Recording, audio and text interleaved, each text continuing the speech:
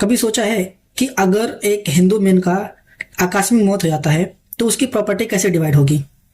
तो बेसिकली जो Hindu personal law है उसके अकॉर्डिंग हेयर्स 4 तरीके के होते हैं।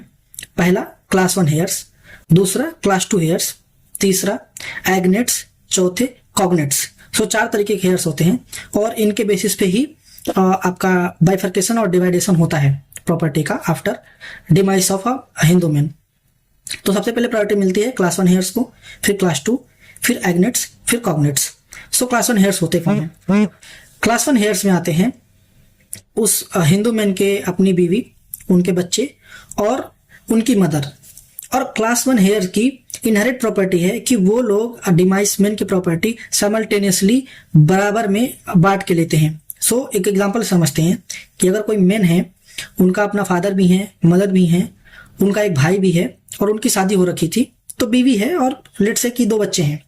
सो जब भी उनका डेथ होगा तो डेथ के बाद उनकी जो प्रॉपर्टी होगी, उनकी वाइफ, उनके 2 बच्चे और उनकी मदर में इक्वली डिस्ट्रीब्यूट होगी, यानी कि 1/4 25% हर किसी को मिलेगा। तो इस तरीके से क्लास 1 में सबको प्रॉपर्टी मिलती है। बट लेट्स से कि क्लास 1 किसी के पास है नहीं, क्लास 1 हेयर्स उनके पास है नहीं। एग्जाम्पल, अगर मान लीजिए कोई मदर, फादर और 2 बच्चे हैं उनके और एक बच्चे का डिमाइस हो जाता है, तो प्रॉपर्टी किस तरीके से डिवाइड होगी, ये आता है क्लास 2 में। और इसको जानने के लिए फॉलो करिए, मिलते हैं पार्ट 2 में।